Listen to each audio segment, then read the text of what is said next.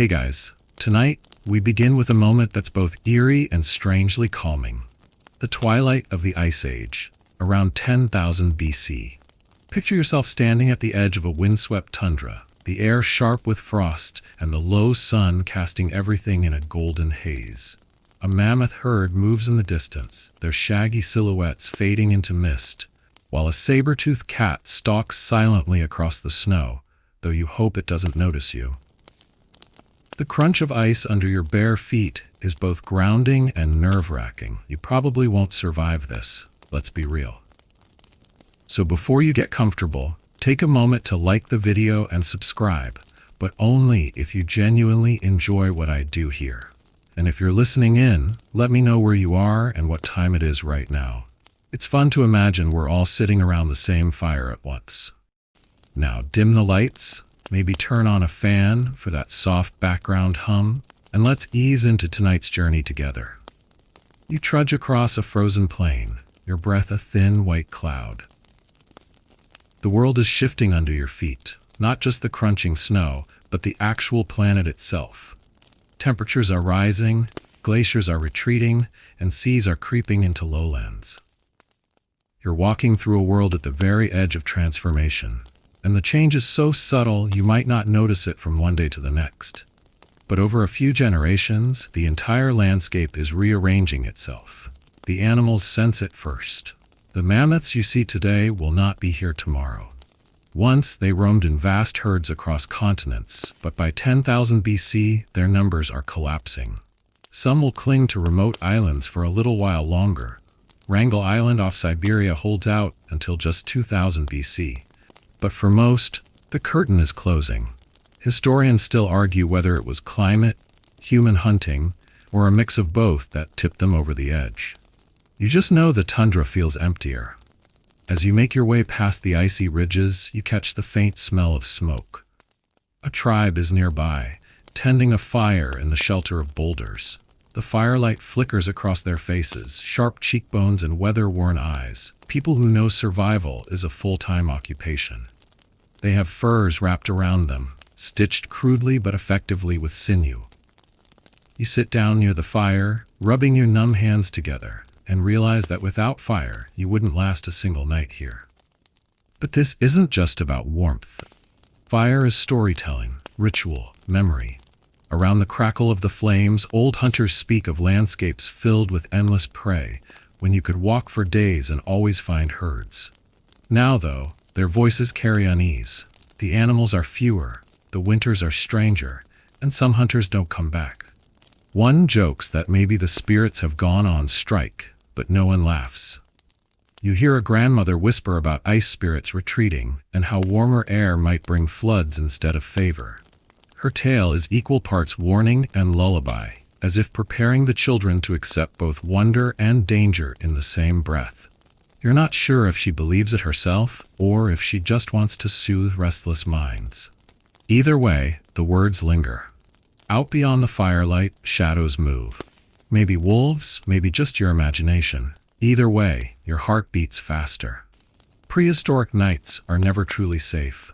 The earth itself seems to be shivering, shedding the heavy coat of the Ice Age. Forests are creeping northward where tundra once stretched. Rivers, swollen with meltwater, carve new paths across the land.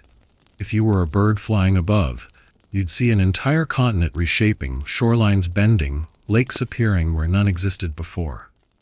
To you, it's a slow drama, but to geology, it's the blink of an eye. The quirky part?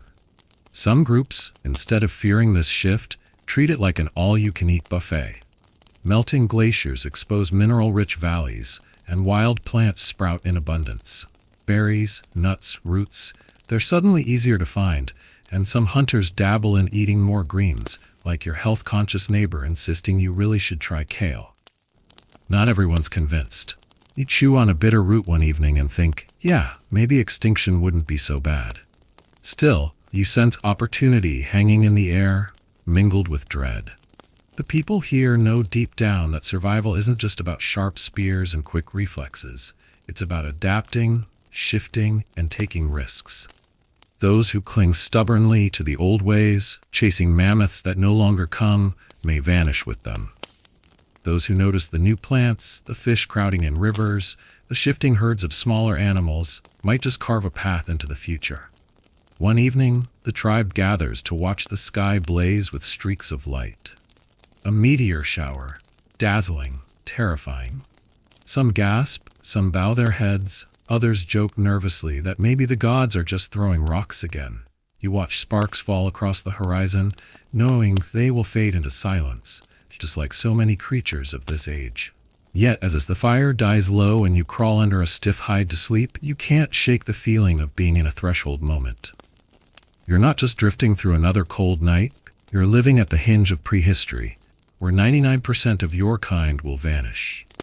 Whole tribes, whole peoples, lost in the shuffle of survival, their names and psalms carried away with the smoke. But for now, your eyelids grow heavy. The wind outside whistles across the plain, and the fire pops one last spark into the dark. You close your eyes, uncertain if tomorrow will bring game, warmth, or hunger.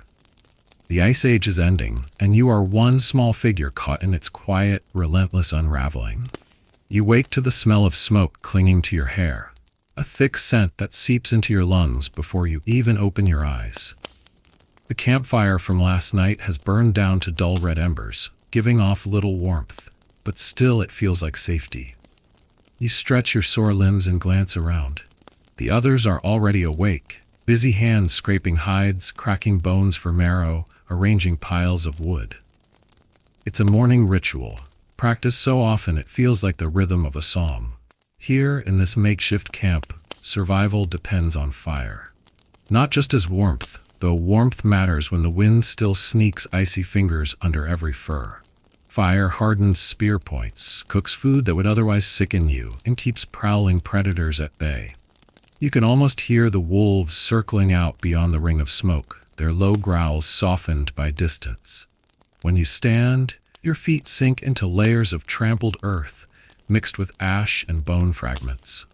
The ground of camp tells its own story, a diary of meals and mistakes. You notice a shard of bone that's been polished into a crude needle. Someone's been mending clothes late into the night. Nearby, a child's toy carved from antler, a little reindeer with no legs, has been left behind, as though the child was called away mid-play. These fragments feel strangely familiar, like echoes of any household, only stripped down to bare survival. The tribe is small, a few dozen people, maybe fewer now. Faces you know, the tall hunter with a scar across his cheek, the grandmother with her clouded eye, the teenager who fumbles his spear but grins like he owns the future.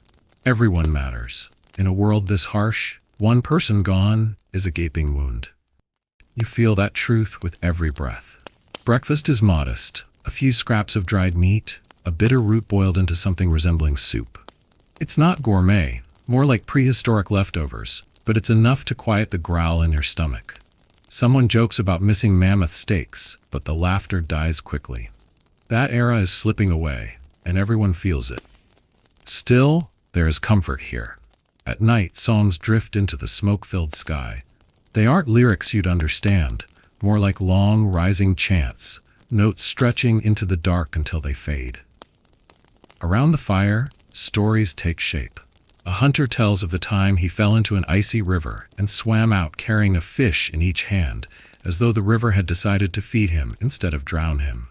Another boasts of scaring away a cave bear with nothing but a shout. You listen, smiling faintly, though you suspect at least half of these tales are embroidered for entertainment. Yet beneath the laughter runs a thread of unease. Food is harder to find. Fires are harder to maintain when wood is scarce. The children's ribs show through thin skin. Even the strongest hunters return with less and less each season. You sense it in their silence after the stories, when the jokes taper off and the only sound is the fire's crackle. Historians still argue whether these small groups fell apart from starvation, from conflict with neighbors, or simply from being outpaced by other humans adapting faster. To you, sitting here in the smoke, it feels like a bit of everything at once. Scarcity sharpens tensions. A sideways glance can become an argument. A mistake on the hunt can leave children hungry. In such fragile balance, survival is a coin flip. And yet, humans are stubborn. You watch as the group invents little tricks. Stones are arranged into a ring to keep sparks from catching the hides. Bones are split carefully to extract the fatty marrow, nature's prehistoric butter. Fires are kept smoldering, not blazing, so that embers last long enough to be carried when the tribe moves. Fire isn't just fire, it's continuity, passed hand to hand, never truly extinguished unless disaster strikes. There are quirks, too. A young woman rubs ash on her skin, swearing it keeps insects away. Another smears a paste of crushed herbs across her chest to strengthen her lungs. You don't know if it works, but you admire the creativity. Humans, even then, were always experimenting. Imagine an early version of DIY TikTok hacks, but instead of life hacks, it's how to not die in the Ice Age. As night falls again, the camp shifts into its quiet rhythm. Hides are stretched over wooden frames, fires are banked low, and people curl into heaps of fur. You lie listening to the crackle of flames, watching sparks fly up into the dark. For a moment, you feel almost cozy, like the smoky, cramped shelter is a home. But then you remember the fragility. One stray spark could burn the shelter down. One failed hunt could starve half the camp. One sickness could spread like wildfire. It's a razor's edge, and you can't forget it, even as your eyelids droop. Before sleep takes you, you glance again at the toy reindeer left by the fire. Its missing legs give it an oddly tragic look, as if even the children's playthings understand that survival here is incomplete, broken. Always one step from loss. Tomorrow will bring another day of scraping hides, tending fires, and praying for game. You know you'll rise again, breathing smoke into your lungs, feeling your hair stiff with ash. But for now, in the circle of flickering light, you surrender to the rhythm of tribal life, carried forward by embers that refuse to die out. The morning begins with hunger gnawing at your belly. Not the kind of hunger you know today, where you can reach for a fridge door or tap a delivery app, but a slow, grinding emptiness that seeps into your bones. The hunters left before dawn, spears in hand, following faint tracks in the frost, and now you wait. You chew on a strip of old hide just to keep your jaw moving, the taste like bitter leather, but at least it distracts you. Time passes strangely when you're waiting for food. Every sound in the distance feels like it could be the hunters returning, but it's only wind whistling through dry reeds, or the croak of ravens circling above. They're clever birds, those ravens. You know they follow hunters, waiting to swoop in for scraps, or to feast if the hunters never return. You try not to take it as a bad omen. When the hunters finally appear, their faces tell you the story before their words do. Empty hands, tired shoulders. No mammoth, no bison, not even a stray reindeer. Only a few rabbits, scrawny and barely worth the chase. The firekeeper sighs, tossing more wood onto the flames, as though heat alone could fill an empty stomach. It's becoming clear, the herds are disappearing.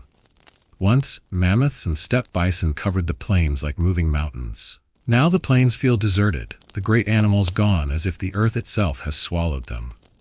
Historians still argue whether human hunters simply drove them to extinction with relentless spears, or whether the warming climate unraveled their world faster than anyone could adapt.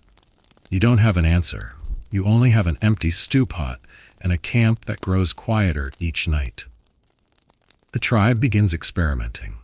A group heads to the river with baskets woven from reeds, trying their luck with fish.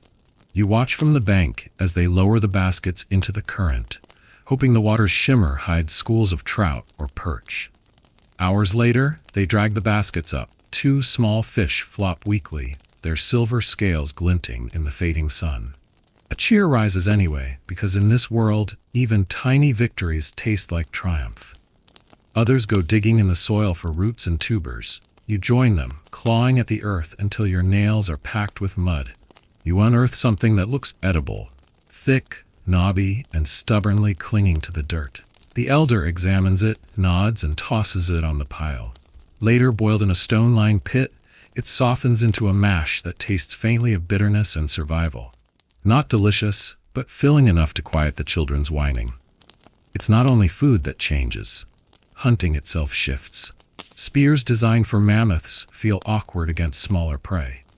You watch as hunters rework their tools, sharpening lighter points, experimenting with bows and arrows that send projectiles farther and faster than a hand-thrown spear. The bow feels revolutionary in your hands. Strange at first, but once you hear the sharp twang of string and see an arrow strike its mark, you realize this tool might change everything. And yet, there's loss that no tool can patch over. You remember the stories of endless mammoth hunts, when meat, bone, and hide sustained entire camps. A single mammoth could feed dozens for weeks. Without them, life feels smaller, leaner. The children will never know the sound of tusks cracking against ice, or the thunder of hooves shaking the ground. You feel like you're living in the echo of a vanished world. There are quirky workarounds. One young hunter, desperate for variety, gathers beetles and grasshoppers, roasting them on flat stones. You're skeptical, but hunger wins out. The crunch is startling, the taste nutty, almost smoky. You joke to yourself that prehistoric humans may have invented the first protein snacks long before gyms and diet trends. Still, you wish for something more satisfying, less crawly. Evenings now feel heavier. The fire circle is quieter, the songs shorter. Stories turn toward loss. The herds that vanished, the valleys no longer fertile, the neighbors who disappeared without a trace. Sometimes you wonder if those neighbors truly starved, or if they moved somewhere better, leaving behind only smoke on the horizon. Either way, you know that only the adaptable will remain. As you drift into sleep one night, you overhear the elders debating in low voices. Should the tribe move south, chasing warmer lands and more stable food? Or stay here, where they know the rivers and valleys? It's not a decision they make lightly. Travel risks encounters with rival groups, strange diseases, or lands that look fertile but turn barren after one season. Stay, and starvation creeps closer. Move, and danger lies on every horizon. There is no safe option, only gamble after gamble. You curl closer to the fire, imagining the empty bellies of tomorrow. Maybe tomorrow will bring more fish or a lucky deer. Maybe tomorrow will bring nothing but another bitter root.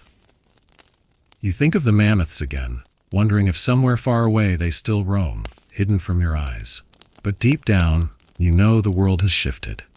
The great hunts are fading into memory, and your people must learn new ways, or vanish like the animals they once pursued. As your eyes grow heavy, you clutch the crude bow resting beside you. It feels fragile, awkward, but promising. In this small curve of wood and string lies a whisper of hope, that survival is possible, even if the world refuses to stay the same. You rise the next morning to the sound of raised voices, not angry shouts, but cautious murmurs edged with unease. As you step from your shelter, you see a group of hunters pointing toward the horizon. There, beyond the shimmer of morning mist, faint figures move across the plain. At first you think they might be animals, but no. These are people, strangers, their silhouettes too upright, too purposeful. Your heart beats faster. Neighbors, rivals, cousins from a distant band? In a world where food is scarce and survival is fragile, another group of humans can be either salvation or disaster. You're about to find out which. The tribe gathers quickly, forming a line at the camp's edge, spears in hand. The strangers approach slowly, not rushing, not hiding, just walking with the cautious confidence of people who know they're being watched. As they come closer, you notice subtle differences. Their faces are broader, their bodies stockier, their clothing stitched differently from yours. Their weapons, too, are unfamiliar. Shorter spears tipped with stone blades shaped in ways you haven't seen before. Historians still argue whether these encounters were peaceful exchanges of knowledge or violent clashes that ended in blood. Standing here, you feel the tension thick in the air, like a bowstring pulled too tight. The strangers stop a safe distance away, their leader raising an open hand. You can almost hear the question in that gesture. Friend or foe? The elders step forward, mirroring the gesture. A cautious truce. Slowly, the two groups edge closer, until they meet in a wide circle where the earth is bare of grass. No one lowers their weapon completely, but no one strikes either. Then comes the strange part, the exchange of words. You can catch fragments, but the language is different, familiar enough to spark recognition, yet distant enough to confuse. You realize you are not just meeting neighbors, you are meeting cousins from another branch of the human family tree. Maybe Neanderthals, maybe Denisovans, maybe hybrids whose blood is tangled with both. It's unsettling, like looking into a mirror that's warped, showing what could have been you if the world had tilted another way. Gifts are offered, small ones at first. A handful of dried berries, a sharp flint knife. Your people respond in kind, passing over bone needles and a pouch of ochre powder. The strangers study these objects with curiosity, nodding slowly, as though weighing whether this exchange is worth continuing. But not all exchanges end in gifts. You hear stories whispered later by the fire of tribes who fought over valleys, rivers, and caves, of sudden raids at night when the unlucky woke to screams and fire, of women and children taken, of men left broken in the dirt. You don't know if those tales are true, but as you watch the strangers retreat into the mist, you feel a chill. Peace, you suspect, is always temporary. Still, something lingers from the meeting. One of the children points at the strangers and asks if they are like the figures painted on the cave walls, half familiar, half myth. You remember the carved figurines you've seen in other shelters, with wide hips and exaggerated features, and wonder if they were inspired by encounters like this. Maybe your ancestors weren't just artists. They were trying to capture the strange sight of humans who weren't quite the same. There are quirky bits, too. Someone jokes that the strangers smell different, like smoke mixed with pine needles instead of the usual musk of your own camp. Another hunter swears he saw one of them carrying a pouch of dried mushrooms, claiming they must eat weird food. You can't help but laugh, imagining an ancient version of judging someone by their grocery list. The question of cooperation or conflict isn't answered quickly. Days pass, and the strangers don't return, but their memory lingers. Every time the hunters range out, they glance more often at the horizon. Every crack of a twig in the forest makes you wonder if someone is watching. You realize that humans aren't alone in shaping this world. Different versions of humanity overlap, collide, and sometimes blend into one another, leaving only faint traces for the future to puzzle over. That night, as the fire burns low, the elders speak quietly. Some argue that the strangers could be allies, trading partners, maybe even family through marriage. Others fear that contact will weaken the tribe, that opening your doors means opening your throat to a knife. You lie listening, unable to decide which is true. Maybe both are true. Maybe history is nothing but the delicate balance of when to trust and when to fight. You drift into uneasy sleep, dreaming of faces both familiar and strange. Faces that look like yours but aren't yours. Voices that almost make sense but twist into foreign sounds. You dream of walking through a crowd of cousins you never knew existed, all of them staring back at you, all of them waiting for you to choose. Friend or foe, embrace or extinction.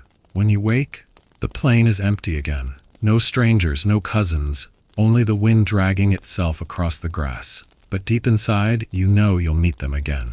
This world is not wide enough to keep your species apart forever.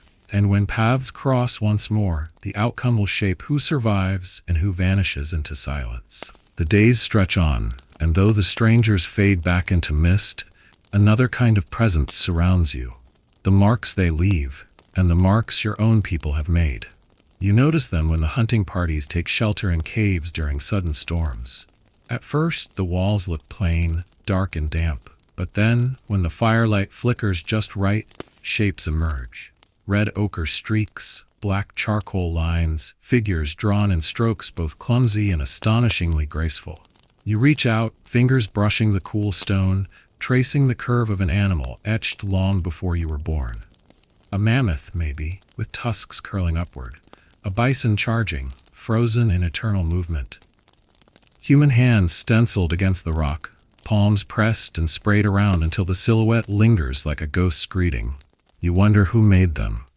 Were they artists, shamans, or simply bored hunters with a little extra time and a lot of imagination? Historians still argue whether cave art was meant to capture magic for successful hunts, to record star maps, or simply as an outlet of creativity that's as old as humanity itself. You tilt your head, squinting, and think, maybe it was all of those, or maybe none. Maybe it was just someone saying, I was here. The fire makes the paintings dance. The bison seems to leap forward when shadows flicker. The mammoth's tusks almost pierce the dark. You can't help but feel drawn in, as though the cave walls are alive, whispering stories no voice could carry across the centuries. There are symbols too, dots, lines, spirals. You point to one, asking an elder what it means. She shrugs, says it could be the path of the stars, or tally marks of hunts, or perhaps just decoration. It reminds you of modern doodles in the margins of notebooks, except here, the margins are the walls of caves, and the doodles might outlast entire civilizations. Not every mark is solemn, though. You find a crude carving of a man with an exaggerated nose, and the younger hunters laugh, insisting it must have been a prehistoric joke, an ancient cartoon. Humor, it seems, has always been with us, no matter the hardship. One evening, the tribe gathers deeper in the cave for a ritual. Smoke curls upward as herbs smolder on the fire. The shaman steps forward, body painted with streaks of red and white, feathers tangled in her hair. She chants in a low rhythm, her voice echoing strangely off the walls. In the flicker of torchlight, the paintings seem to move in time with her words, as if the animals themselves are responding. You sit still, feeling the drum of your heartbeat match the cadence of her chant.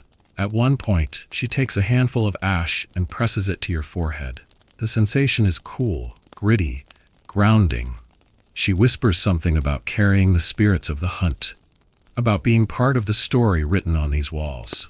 You don't fully understand, but you sense the weight of her words. For these people, art isn't just art. It's survival woven into memory, identity painted into stone. Later, as the fire dies down, you overhear a debate among the elders. One argues that these paintings are instructions, a way to guide future generations. Draw the animals, remember their shapes, learn how to track them. Another insists they're stories for the spirits, gifts to keep the world in balance. Historians today still echo that debate, never fully agreeing, piecing meaning from fragments of pigment. You smile to yourself, realizing that confusion is timeless. People have always argued about art. Quirky details abound in this setting. Some caves hold handprints with missing fingers. Were those fingers lost to frostbite, or deliberately folded when the paint was sprayed? No one knows. Another oddity, lines of dots that, when counted, seem to match lunar cycles. Was it an early calendar, or someone obsessively recording how many times they sneezed? The ambiguity leaves room for wonder, for imagination. And in a quiet corner of the cave, you find something truly curious. A cluster of small figurines carved from stone and bone. Some are women with wide hips and rounded bellies, their features exaggerated. Others are animals with almost comical proportions, giant tusks, stubby legs. You pick one up, running your thumb across the smooth surface, and feel the strange pull of it. Were these fertility charms? Playthings for children? Pocket-sized companions for lonely nights on the tundra? You'll never know for certain, but you sense their importance. These weren't idle scraps. They were carried, cherished, and perhaps prayed over. The cave becomes a kind of museum, but not the sterile halls you know today. This is a place of warmth and smoke, of echoing chants and whispered jokes, of serious meaning layered with playful touches. It's a place where survival and imagination intertwine. When you leave the cave, stepping back into cold starlight, you feel different. The world outside may be harsh, but inside those painted walls, there is continuity. The marks remind you that even as animals vanish and tribes scatter, humans leave traces. Not just footprints in mud or discarded bones in the dirt, but deliberate symbols, stories, images, expressions of thought. And maybe that's the secret. Survival isn't only about filling stomachs or fighting enemies. It's about carrying forward a sense of meaning, of beauty, of laughter, even when the world seems intent on grinding you down. You smile at the memory of that oversized nose carving, thinking that someone 15,000 years ago had the same impulse as a modern doodler in class. As you settle by the fire that night, you catch yourself staring at the flames, seeing shapes in the smoke as though the cave walls have imprinted themselves onto your imagination. Animals leap, spirits flicker, and for a moment you feel part of the same endless story, your life just another mark on the wall of time. You wake to the sound of dripping water. At first it's only a slow patter, but as the day stretches on, the patter grows into a steady rush. Streams that once trickled across the plain now surge with meltwater, spilling over their banks, cutting new channels through the land. The world is thawing, and it feels alive. Sometimes too alive. As you trudge to the riverbank, you see the current swollen, faster than you've ever known it. Chunks of ice float by like broken teeth. The hunters mutter to each other, uneasy. This river once provided steady fish and a safe crossing. Now it looks wild, unpredictable. You realize you're standing at the beginning of a flood story, one of countless that will ripple across generations. Later, around the fire, you hear elders recall a time when the water rose without warning. They describe entire valleys swallowed overnight, villages swept away as though the earth had yawned and swallowed them whole. Families scattered, animals drowned, and when the waters receded, the land was changed forever.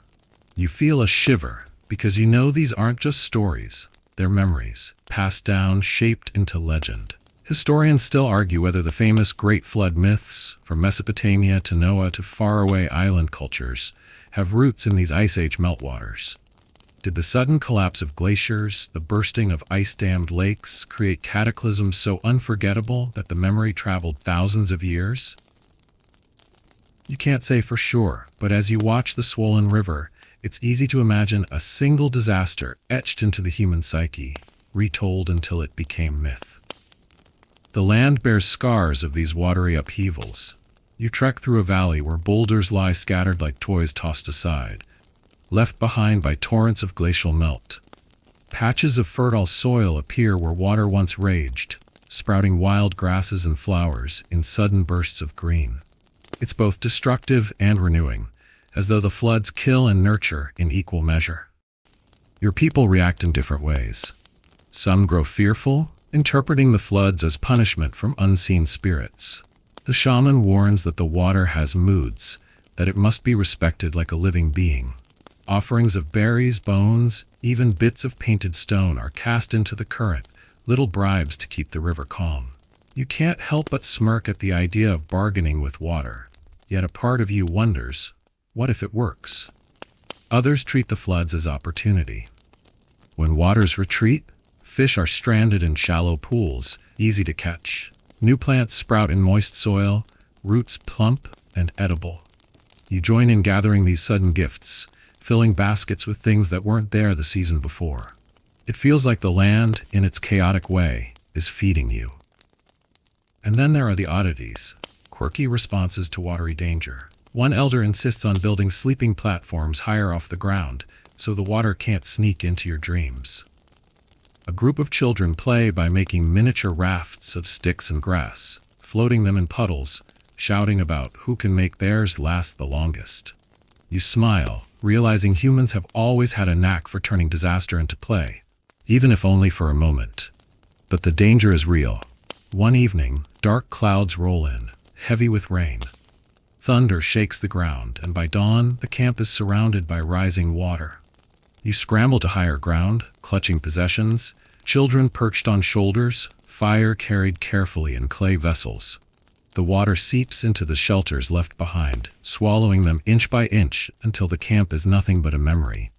From that hilltop, you watch entire trees swept downstream, their trunks spinning like toys. The sound is overwhelming. A roar of water, a groan of earth giving way, punctuated by crashes as boulders shift. It's terrifying, yes, but also mesmerizing. You feel as though the world itself is breathing heavily, exhaling millennia of ice in one great flood. When the rains stop and the water retreats, silence returns. The valley below looks alien. Mud and debris cover everything, paths erased, familiar landmarks gone. But in that destruction, you also see new pools, fertile mud, and animal tracks already exploring this reshaped land. The world remakes itself while you watch. At night, by the fire, people whisper the story of what happened. They describe water rising higher and higher, of shelters vanishing, of the earth nearly swallowing the tribe whole. The children's eyes widen, and you know they will repeat this tale to their children, who will repeat it again. Over centuries, the details may change, the exaggerations grow, until it becomes a myth of gods and punishments, of cleansing floods and chosen survivors. But the seed of it, the memory of this river, this storm will live on. You realize that myths aren't always about imagination. Sometimes they are memory, stretched thin across time, painted with symbols and names to make sense of what was once only raw terror. The stars come out, clear and sharp after the storm. You lie awake, listening to the softened gurgle of the river, and wonder if somewhere else, other tribes are telling their own flood stories tonight. Perhaps far to the east or west, strangers you'll never meet are climbing hills, clinging to possessions, whispering about waters that rise without mercy. It comforts you to think of it, not because the floods are kind, but because the memory of surviving them ties humanity together. As your eyes close, you hear the water's steady murmur below, no longer a roar, but a reminder. The world is shifting, reshaping, and the only way forward is to carry its stories with you. Stories of animals lost, of cousins met, and now of floods that rise and fade, all etched not on cave walls this time, but in memory, ready to become legends that will outlive you by thousands of years. The camp feels restless these days, and not only because of hunger or floods. Something else creeps quietly among you, a danger without teeth or claws. You notice it first in a hunter who returns from a trek coughing, his skin pale, his eyes dull. At first, everyone shrugs it off. Fatigue, maybe a chill from sleeping too close to damp ground. But then another cough rises in the night, and another. Before long, the sound of sickness is everywhere, a low chorus echoing through the shelters. You sit by the fire, clutching a steaming pot of bitter herbs, and realize that survival isn't only about predators and prey. It's about the invisible things, microbes, diseases that stalk silently, leaving bodies weak and vulnerable. In a tribe this small, even a minor illness spreads like wildfire. One child sneezes, and suddenly half the camp is sniffling, wheezing, too tired to hunt or gather. Historians still argue whether disease alone played a role in wiping out early tribes, or whether it was just another burden piled on top of hunger, floods, and conflict. Either way, you see its power firsthand. The healthiest warriors, the ones who once boasted of chasing mammoths for days, now lie curled in furs, their breath shallow. The shaman works tirelessly. She crushes herbs, mixes roots into pungent teas, burns plants that release choking smoke meant to drive out spirits of sickness. You sip one of her brews, and it tastes like boiled bark and regret. Still you drink, because what choice do you have? Medicine here is trial and error, a dance between superstition and discovery. Some herbs soothe, others poison, and sometimes the line between the two blurs. Quirky cures abound. One elder insists rubbing ash into wounds prevents infection. Another swears by pressing cold stones to the forehead, as if the earth's chill can draw out the fever. A mother whispers a lullaby said to ward off spirits, the notes trembling but steady, because in times like this, hope itself feels medicinal. You can't help but think, thousands of years from now, people will still invent odd remedies, just with fancier packaging and more confident marketing.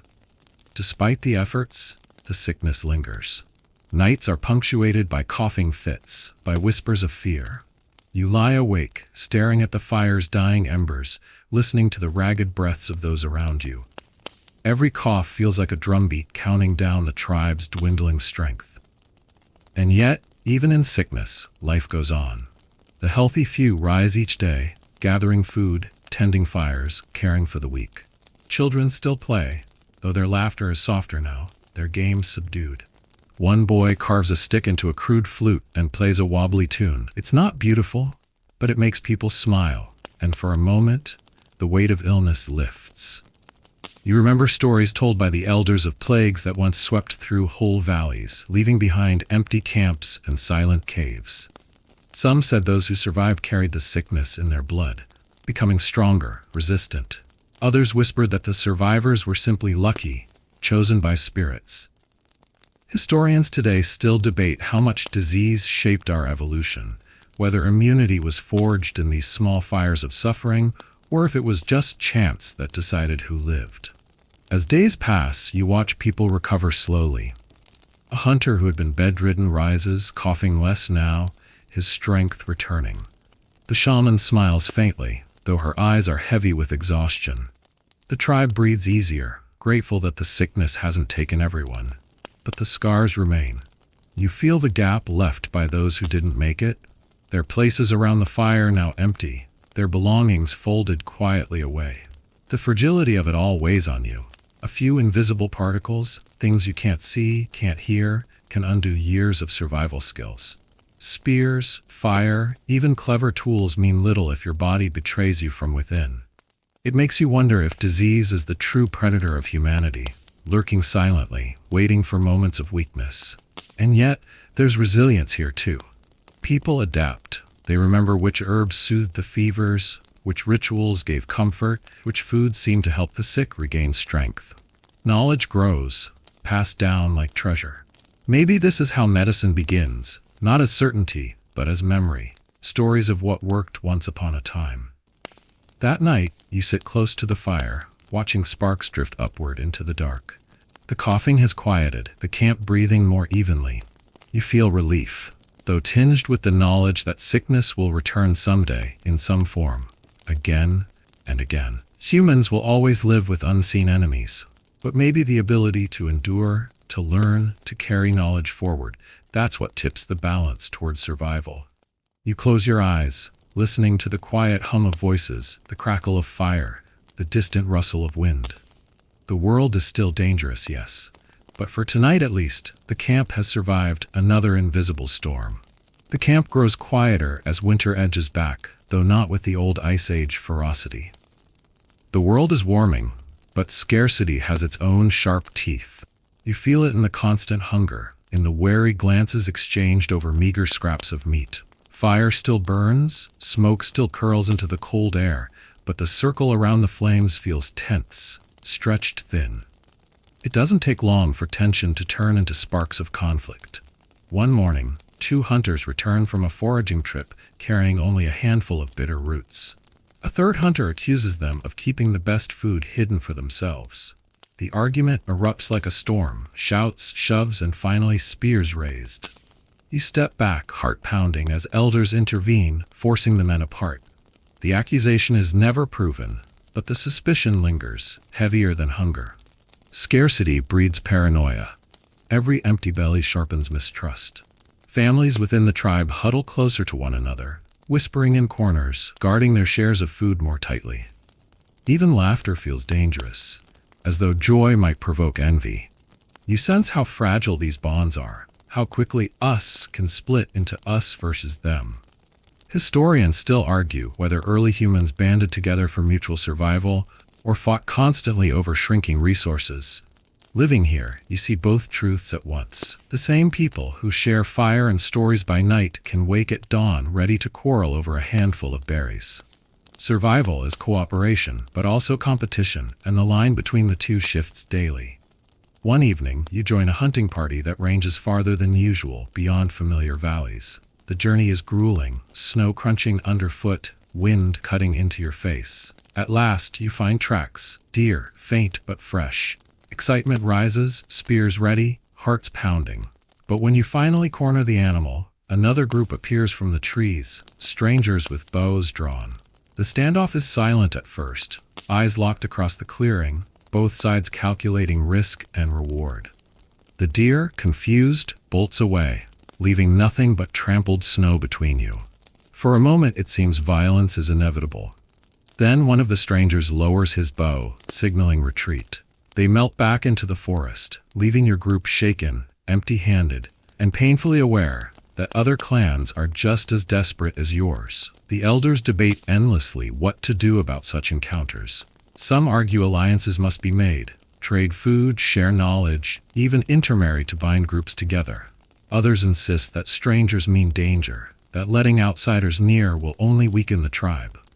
You sit by the fire, listening, feeling the weight of the choice. Both options carry risk. Trust could invite betrayal, but isolation could mean starvation. Quirky solutions emerge in this climate of tension. One group of hunters begins marking trees with symbols, simple carvings of hands and animals, to claim valleys as their own. Another suggests singing loudly when entering a new area, so other groups know they're coming and might avoid confrontation. You chuckle, imagining ancient humans as the original noisy hikers, scaring off rivals with song instead of bear bells. Still, not all conflicts end in restraint. One night, you wake to shouting. A scouting group has returned, bloodied and shaken, claiming they were ambushed by rivals over a hunting ground. Two men limp into camp, wounds bandaged with moss, one clutching a broken spear. The anger is palpable. Retaliation is discussed in harsh whispers, but cooler heads prevail, for now. You realize that vengeance, once unleashed, could consume what little remains of the tribe's strength. Amid this tension, quiet betrayals bloom. A young man slips away one night with a pouch of dried meat, never to return. Some say he joined another tribe. Others whisper he wandered into the forest to die alone. Either way, his absence is a wound, and trust erodes further. And yet, even in this fragile world, cooperation flickers like firelight. One afternoon, a woman shares a small bundle of nuts with children from another family, despite having little herself. The act sparks smiles, easing the heaviness for a while. You realize survival depends not just on spears and fire, but on these fragile acts of generosity, moments where humans choose to soften rather than harden. Historians suggest that such choices, repeated countless times, shape the trajectory of humanity. Groups that learned to balance competition with cooperation endured. Those that let mistrust consume them vanished. Sitting here, watching the firelight on tired faces, you can see how easily the balance could tip either way. Night deepens. The camp quiets, though unease lingers in every shadow. You curl beneath firs, listening to the distant howl of wolves and the closer sighs of restless sleepers. Scarcity presses down like a heavy blanket, breeding suspicion and fear. But you also carry the memory of small kindnesses, the shared nuts, the retreat from conflict, the quiet songs marking safe passage. Perhaps it is these fragile gestures, more than any spear or wall, that decide who survives at the edge of prehistory. You wake to a sound you don't often hear in this world of ice, wind, and hunger, the gentle rustle of plants swaying in the breeze. The camp has moved again, this time into a valley where the soil is soft and dark, where rivers snake lazily instead of raging, and where grasses rise in quiet abundance. At first, you hardly notice them. They're just background, green clutter against the horizon. But then you see the women of the tribe crouching low, running their fingers through the stalks, pulling up small seeds. One of the children laughs, tossing a handful into the air like confetti. The seeds scatter, most lost, some caught in the folds of the earth. You watch them tumble into dirt and wonder if that careless moment might plant something none of you fully understand yet. The hunters are less amused. They still dream of mammoths, of fat, rich bison, of meat sizzling on the fire. Seeds don't impress them. They sneer at the handfuls gathered by the women, calling them bird food. But when the hunters return with little more than a scrawny hair, and the seeds roasted on flat stones actually taste nutty, filling, the mockery softens. Slowly, grudgingly, even the proud hunters chew and nod. Historians still argue about when and where agriculture began, whether it was a sudden discovery or a slow accident repeated countless times until it stuck. Sitting here, you see how easily it could happen. The seeds fall, sprout, return season after season. At some point, someone notices. At some point, someone guards a patch, maybe even waters it. And suddenly, the idea of food that waits in one place doesn't seem so ridiculous. One afternoon, you crouch beside a patch of grasses where stalks sway in golden light. You pluck a few, rub the seeds free between your palms, blow away the chaff, and taste. They're chewy, earthy, not nearly as satisfying as meat. But they don't run away, don't fight back, don't vanish overnight. They wait patiently for you to notice them. That's a kind of miracle in this unpredictable world. Quirky experiments spring up. A woman presses seeds into soft soil near the riverbank, just to see what happens. Another scatters them around camp, laughing at the idea of training plants like we train dogs. You chuckle, but weeks later, tiny green shoots push through the soil where she pressed them. Maybe it's luck. Maybe it's the start of something new. Still, not everyone is convinced. Some argue that staying in one place is dangerous, that it ties you to land that might betray you with floods or drought. The tribe has always survived by moving, by chasing herds, by never depending too much on any one valley. Why risk that balance for fragile little seeds? The debate rages by firelight, elders on both sides insisting they know best. But hunger tips scales more than words. The children's bellies don't care about philosophy. They fill with seeds as easily as meat, maybe more easily. Over time, baskets of gathered grains begin to rival the piles of meat that once dominated campfires. You realize you're watching a shift, subtle but profound. Survival is no longer only about chasing, it's about staying, watching, waiting for plants to grow. And with seeds come new rhythms. People start noticing seasons more carefully. The rains, the warmth, the timing of sprouting. The moon is no longer just a companion in the night sky, but a marker, a calendar. Its phases guiding when to gather, when to plant. Historians today debate whether lunar cycles were humanity's first clocks, born not from stargazing curiosity, but from the practical need to feed mouths. There's beauty in it too. Fields of swaying grasses catch the sun, glowing gold at dusk. Children run through them, arms spread wide, laughing as seeds scatter like tiny sparks. You catch yourself smiling, feeling a kind of peace you haven't known in ages. Hunting is thrilling but uncertain. Seeds promise stability, a sense that tomorrow might not be quite as empty as today. Still, danger never vanishes. Rodents discover the baskets, gnawing holes to steal their share. Birds swoop down, plucking seeds from the ground. The tribe experiments with storing grain in pits lined with stone, covering them with earth to hide the scent. It works, sometimes. Other times mold ruins the stash, leaving nothing but foul-smelling mush. The tribe grumbles, but they keep trying because the idea of food that waits through the winter is too tempting to abandon. And so you find yourself part of a quiet revolution. Spears still flash, fires still crackle, but alongside them, hands now cradle seeds. It doesn't feel dramatic, not like floods or sickness or rival clans. It feels almost ordinary. But you sense its weight, like a small pebble that tips a balance. These seeds may outlast the mammoths, the saber-toothed cats, even the hunter's proud spears. That night, as you sit by the fire chewing roasted grains, you reflect on how change comes. Not always in cataclysms, not always in battles. Sometimes it arrives as something tiny, something that slips through fingers like seeds, unnoticed until suddenly it shapes everything. You close your eyes, belly a little fuller than usual, and dream of fields swaying golden under the sun. Maybe the dream is foolish. Maybe tomorrow the seeds will vanish, eaten by birds or drowned by floods. But maybe not. Maybe this is how survival shifts, from chasing shadows across frozen plains to planting roots in warm soil, letting the earth itself become your ally. You walk at dawn across a wide plain, and for the first time in weeks there is no sound of human voices. No crackle of a fire, no shouts of hunters, no laughter of children playing with carved toys. Only wind and birdsong echo in the emptiness.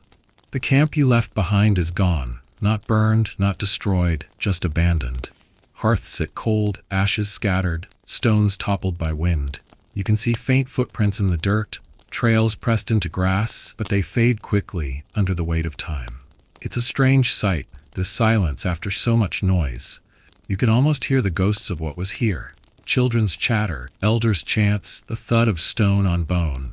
But now it is all gone, like a story that someone stopped telling halfway through. You kneel by one of the hearths, running your hand through cold ash. A shard of bone lies half buried, gnawed clean long ago. Someone once sat here, warming their hands, carving tools, maybe whispering hopes into the fire. Now nothing remains but fragments. You walk farther, finding an empty cave where the tribe once sheltered during storms. The walls still carry faint traces of ochre and charcoal, but the fire soot has long faded, and the air smells of damp stone instead of smoke. The silence here is heavy, as if the cave itself mourns the voices it once carried. Historians still argue about why so many groups vanished in this period. Was it climate collapse, hunting failure, floods, diseases, or simply chance? Maybe they merged into other tribes, leaving behind only shells of camps. Or maybe they slipped quietly into extinction, their names and stories erased except for the faintest echoes in DNA and legend. You trace a handprint left on the wall, faded but still recognizable. Someone pressed their palm here, blowing pigment around it, leaving behind a message. I was here. I existed. You press your own hand against it, fitting into the shape, feeling the ghost of that long-vanished person. For a moment, the distance of millennia collapses into a single breath. There are curious clues in these vanishings. Archaeologists sometimes find camps abandoned in what looks like perfect order. Tools left neatly arranged, food stores untouched, hearths cooled but not scattered. Did the people leave in a hurry, chasing herds or fleeing floods? Or was it something stranger? Something unrecorded? It's like stumbling into a room where everyone has stepped out for a moment but never returned. The absence feels louder than any presence. Quirky remnants also linger. In one abandoned shelter, you find a necklace made of shells, carried hundreds of miles from the sea. It's beautiful, delicate, clearly cherished. Why was it left behind? Did its owner die suddenly, or did they simply forget it in the rush of departure? You hold it in your hand, marveling at the way humans always sought beauty, even when survival pressed so hard against them. You pass into another valley, where the grass grows tall over what must once have been paths. The trails are faint but still traceable, curving toward rivers, looping around boulders, weaving between hills. But they end abruptly, fading into nothing. Footsteps gone, voices gone, fires gone. You feel as though you are walking not just through space but through memory, where the outlines of human presence flicker faintly before vanishing again. Night falls, and you camp by yourself. The silence presses in heavily. You miss the sound of voices, even the bickering and coughing. You stare into your small fire and think about how fragile human presence really is. A few days without fire, without food, without community, and everything can unravel. A tribe that once filled a valley with noise can disappear so thoroughly that only ashes remain. Historians suggest that 99% of human groups from this time vanished completely, leaving behind only traces.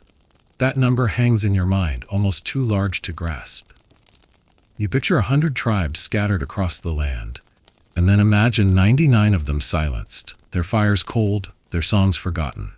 Only one remains, carrying forward the fragile torch of survival.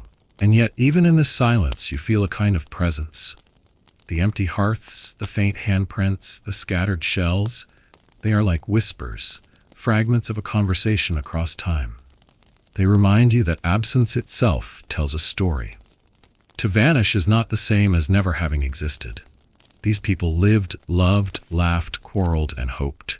Even if their footprints fade, the memory of their existence lingers in the earth. You stretch out by the fire, listening to the quiet hum of night insects. Your eyelids grow heavy, but your mind drifts over the empty camps and caves you've walked through. You realize you are surrounded by ghosts, not of the dead exactly, but of vanished lives. Their absence is the backdrop of your own survival, the reason your people matter at all. Before you sleep, you whisper a soft thank you to the empty caves, to the forgotten handprints, to the vanished camps. Without them, there would be no path for you to walk, no story for you to tell. Their silence has become part of your voice. The world feels quieter now, though not in the way of empty caves or abandoned hearths. This quiet has a different texture, a thinner but steadier rhythm. The hum of small groups who managed to endure while so many others faded into silence. You find yourself walking alongside one such group. A handful of families, no more than 20 people. Their faces lined by hunger, but also lit with a stubborn spark. They carry forward traditions, though pared down to essentials. Fires are smaller, meals simpler, tools fewer. Yet each ember, each grain, each carved flint feels heavier with meaning, as if survival itself has become sacred. The children cling to their mothers' hands, wide-eyed, already learning the skills that will define their lives. How to strike sparks, how to follow tracks, how to hush a cry when predators linger nearby.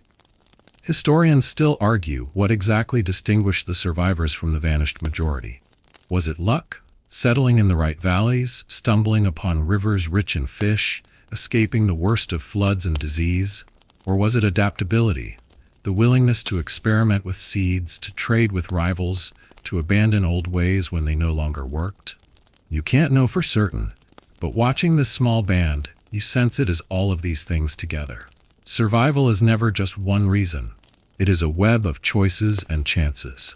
Around the fire, the elders still tell stories. Some are of animals no longer seen, the mammoth, the cave lion, the aurochs that once thundered across plains. Others are cautionary tales of floods and sickness, of neighbors who turned to enemies, of families lost forever. But woven through the sorrow is determination. We remain, one elder says, pressing her palm to her chest. We remain, and that is enough. Quirky habits reveal themselves here too. One man insists on carrying a pouch of brightly colored stones everywhere, calling them good spirits. Another refuses to eat until he has sung a short song to the fire, tapping his foot in rhythm. These may look like superstitions, but you sense they are more than that. They are ways of holding on to meaning, of telling the universe, we are still here. Even small rituals become lifelines in a world that wants to forget you. The tribe is smaller than the great bands that once stretched across continents, but perhaps that is their strength. Fewer mouths to feed, fewer voices to argue, fewer bodies to sicken. They move more easily, bend more flexibly, slip through the cracks where others broke. You wonder if this is the secret, survival not through greatness, but through humility, through becoming small enough to endure where giants could not. You notice how carefully they guard knowledge. Every child watches the elders closely, learning which plants heal and which kill, how to read the sky for weather, how to twist sinew into cords strong enough to hold a spearhead. Nothing is wasted, not even mistakes. When a trap fails, it is retold as instruction. When a plant sickens, its shape is memorized. Knowledge is survival, carried not in books but in stories, in memory, in repetition, until even the youngest can whisper it back in the dark. One evening you sit with the group as they share a rare feast, a deer brought down by cunning traps. The meat is roasted slowly, the smell rich and comforting, the fat dripping into the fire with sizzling pops. Laughter rises, cautious at first, then louder, more confident. For a moment you forget the silence of vanished camps, the emptiness of abandoned caves. For a moment it feels like humanity might truly endure. And perhaps that is the point. While 99% of groups vanish, a few remain, carrying forward not only their bodies but their voices, their rituals, their stubborn spark. They will merge with others, grow, change, forget some things and invent new ones. But the thread will remain unbroken, stretching from these small fires into the vast tapestry of the future. You reflect on what has been lost, the mammoths, the neighbors, the countless names never spoken again. But you also reflect on what survives. Every laugh around the fire, every handprint on a wall, every seed pressed into soil becomes part of the inheritance carried forward. These survivors are not the strongest or the fastest. They are simply the ones who refused to give up, who found a way to bend without breaking. As the fire dies low, you lie back on the ground, staring at stars bright and sharp in the cold night sky.